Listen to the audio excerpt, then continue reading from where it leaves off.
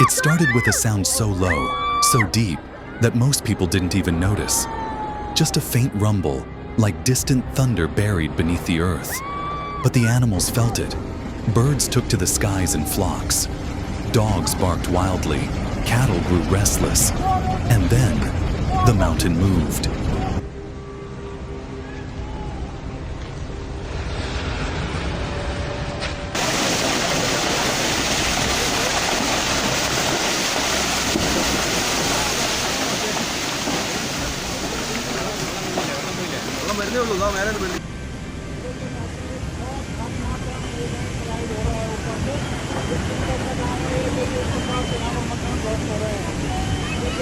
Without warning, the hillside split open. A monstrous wave of earth, rocks, and trees broke free. There were no sirens, no alerts, just the deafening roar of nature unleashing its fury. In a matter of seconds, entire chunks of the mountain came crashing down.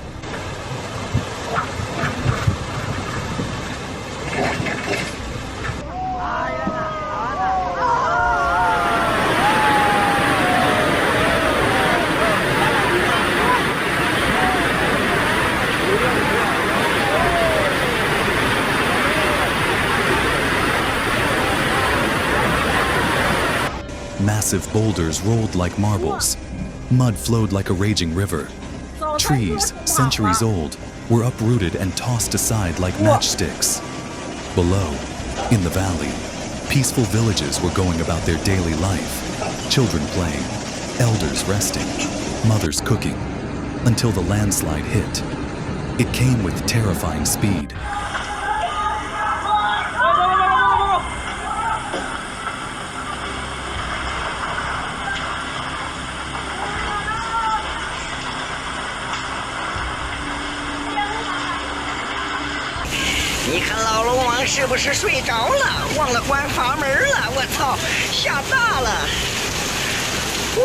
Houses vanished in moments. Fields, roads, even schools, swallowed by the onrushing earth. Panic spread. People ran barefoot over sharp stones, carrying their children, helping the elderly. Some screamed, others prayed. No one knew where to run, only that they had to escape.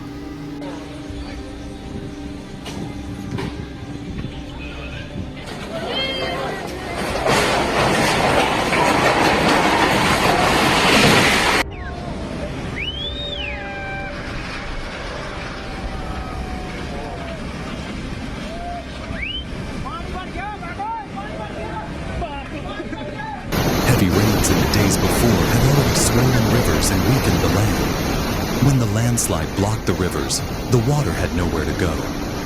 It backed up quickly, spilling over and flooding the surrounding areas. Entire towns turned into lakes. Streets became rivers. Cars floated like empty shells.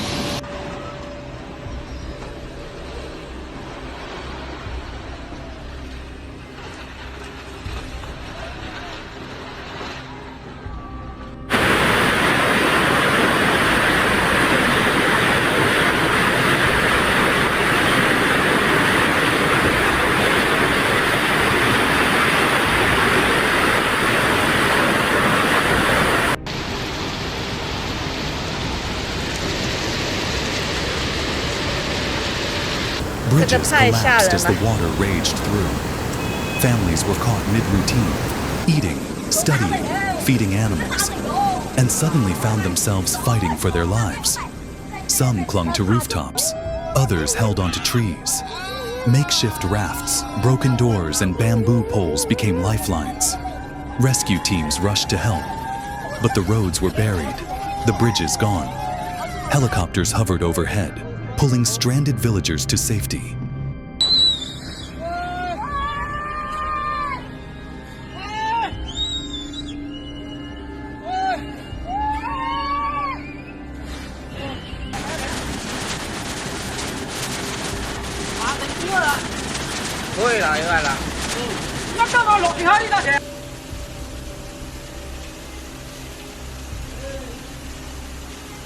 Boats navigated through debris-filled waters to deliver food and rescue the injured.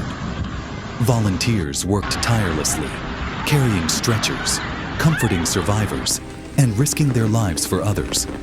The destruction was total.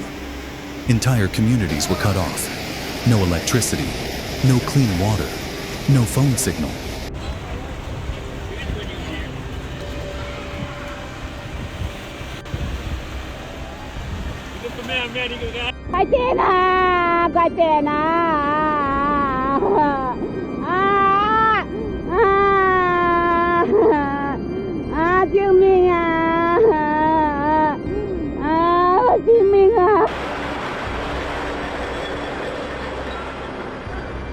People relied on old radios, candles, and, most importantly, each other. Schools, mosques, and temples became shelters. Villagers cooked on open fires, sharing what little they had. Shopkeepers gave food freely.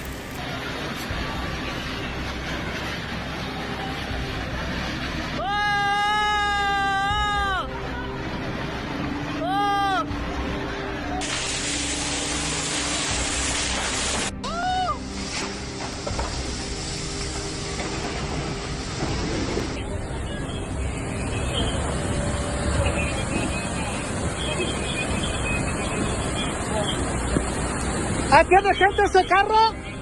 Ese carro tiene gente adentro. Young men waded waist-deep through floodwaters to deliver medicine. Neighbors formed human chains to pull each other from danger. In the darkest moments, strangers became family. There were stories that stirred the soul. A crying baby rescued from rubble. An old man found alive after days trapped in mud.